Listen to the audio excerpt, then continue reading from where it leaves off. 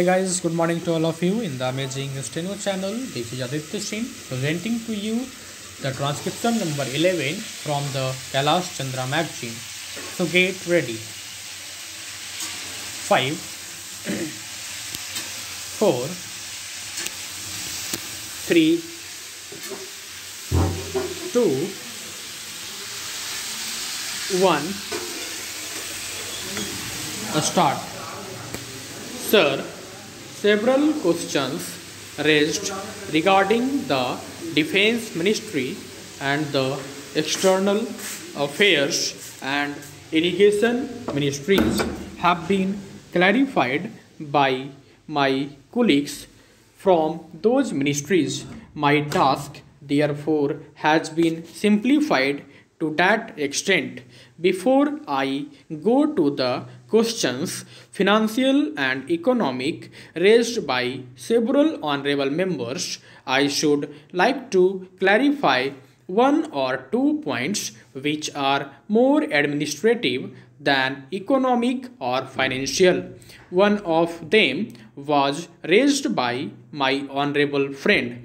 He raised the question about the recruitment by the Assistant Superintendent, Departmental Competitive Examination, and particularly about the examination held in 1960. He said that about rupees 6 lakhs were spent for the 1960 examination, and later it was declared that no vacancies were available. He therefore suggested that a definite procedure should be there and the examination should be held according to the vacancies declared in advance, and all persons who have qualified in that examination should be eligible for promotion or for appointment.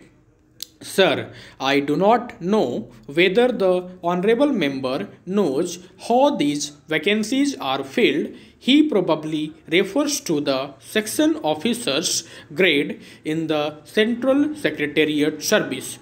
This is filled 50% by direct recruitment and 25% by departmental competitive examination open to the assistants, that is the next lower grade, and the rest 25% by promotion of the assistants on the basis of seniority subject to fitness. The examination, therefore, that he was referring to was a departmental competitive examination for filling 25% of the vacancies. It takes about 1 year for the Union Public Service Commission to declare the results of the examination from the time they take up the question of the examination.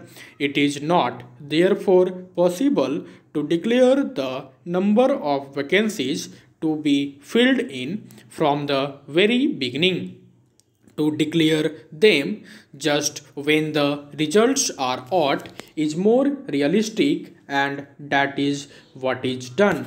Sir, if the examination is treated as qualifying examination, the number of persons who will thus become eligible for appointment will be quite unrelated to the number of vacancies to be filled in, and then the very situation which the honorable member wishes to avoid would arise. It would not then be possible to hold any of the examinations at regular intervals, and promotions against this quota would become very fitful. The honorable member also suggested that the rules for recruitment and promotion etc. should be uniform for all ministries, whether participating in the Central Secretariat Service scheme or not. It must be, and this is so, except for the Ministry of External Affairs and the Railways. These have different rules, but these rules are very much similar and there is not much difference. But because these persons are recruited for different purposes and by different agencies, they are separate. Therefore, his purpose in saying that there should be uniformity is almost carried out. The only difference is that the Ministry of Home Affairs does not control the services in these two ministries.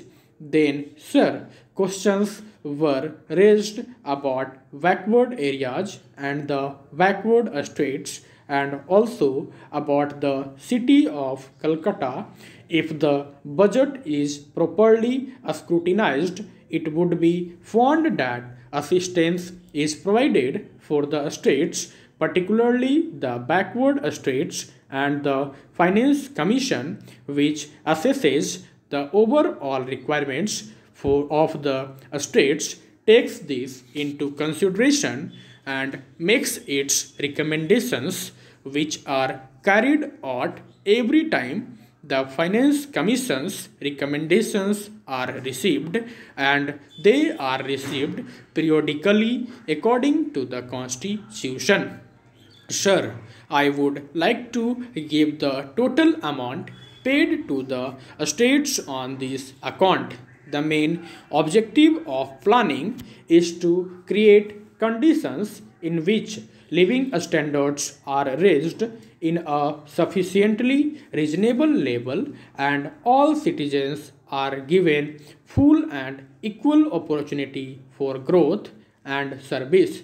The plans seek to provide a balanced emphasis on increase in production and employment. The development plans are thus accepted as the means for ensuring equitable development in the field of social services. There is no reason to suppose that the needs of the less fortunate or prosperous states are being neglected, but it would not be proper to expect that all these differences could be wiped out now immediately. It must be seen whether we are going towards that very end or not. We are deliberately going towards that end, and we hope and trust that in course of time these inequalities would be wiped out. If not completely wiped out, at any rate they would be lessened. My honorable friend complained about inadequate provision included in the plan for meeting the growing requirements of the city of Calcutta, where even the basic services like water supply, sewage disposal, and drainage were not being augmented, and that the central government was not enthusiastic about solving these difficulties. Thank you guys for your patience for hearing me.